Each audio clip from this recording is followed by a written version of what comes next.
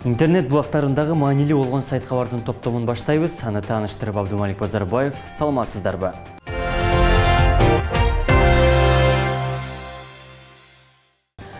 Бишкектин Ала-Тоо конушундагы бейтапканада эркек киши көз жумду. 1992 жылы төрөлгөн жигитке антибиотик сайылган. Маалымат боюнча ал 16 июнда ийне сайдыруу үчүн барган. Ага мурундагы сефтраксон сайылган экен. Медиктердин айтымында алгаш текшерип, андан кийин ийне сайышкан. Андан кийин абалы оорлоп баштаган, деди дарыгер Исмаилова. Бейтапканада бардык керектүү жардамдар көрсөтүлгөнүн айтты. Маркум бейтапканага алып барган сефтраксон дарысын Ош базарындагы контейнерден сатып алганын айткан.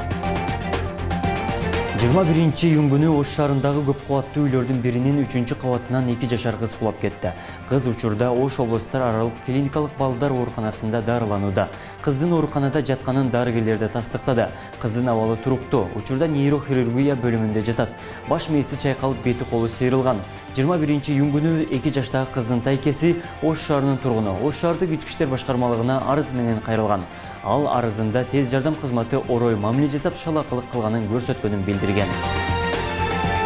Атамекен фракциясынын депутаттары Наталья Никитенко, Айсулуу Мамашева, Сайдулла Нышанов жана Шайлообек Атазовдор уруша кетишти. Отурум залында микрофондор өчүк турганда депутаттар Айсулуу Мамашева менен Шайлообек Атазовдун урушуп, аларды башка кесиптештери арачалады.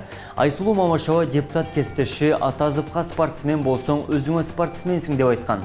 Чыр чыкканга чейин Атамекен фракциясынын лидеринин алмашканы кабарланган. Депутат Наталья Никитенко фракция мүчөлөрү Сайдулла Нышановго ишенбөөчүлүк көрсөткөнүн билдирген. Фракциянын 21 июнундагы жыйынында лидерликке депутат Шералы Абдулдаев шайланды. Сайдулла Нышанов лидерге ишенбөөчүлүк көрсөтүүдө мыйзам бузуу болгонун айтып чыккан. Атамекенин депутаттары айтыша кеткенден кийин отурум залынан чыгып кетишти. Калгандары 10 мүнөттүк танепсизден соң жыйынды кайра улантышты. Бишкекте Чаламандын чак түшүндө энеден туума жалаңач болуп жүргөн киши кармалды. Окуя тууралуу видео интернет желесине тараган. Тасманын автору Чүй Сүйүнбаев көчөлөрүнүн кесилишинде жалаңач чаранын жүргөнүн борбор калады, аба ырайы ысык экенин айтат. Патрулдук милициянын басма сөз кызматынан окуянын орун алганына 1 аптадан ашканын билдирди. Жалаңач жүргөн киши ошол эле күнү патрулдук милиция тарабынан кармалып, Свердлов райондук ички иштер бөлүмүнө жеткирилген. Кармалган жаран психикалык жактан жабыргай турганын маалым болгон дешти мекемеден.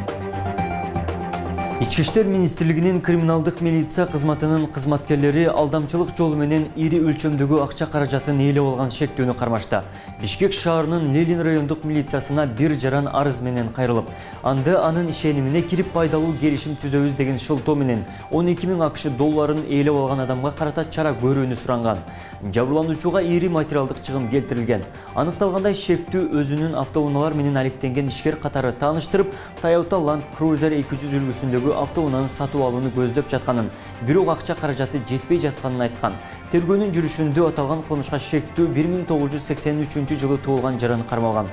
Маалым болгондой, ал уюшкан кылмыштуу топтун мүчөсү катары Ички иштер министрлигинин ыкчам каттоосунда турат. Интернет блоктарынан алынган сайт кабардын топтомун жыйынтыктайбыз. Эсиңиздерге сала кетсек, жогоруда айтылган маалыматтар Ош ТВнын көз карашын толук чагылдырбайт. Кечиңиздер көңүлдүү улансын, амандыкта жүз көрүшөлү.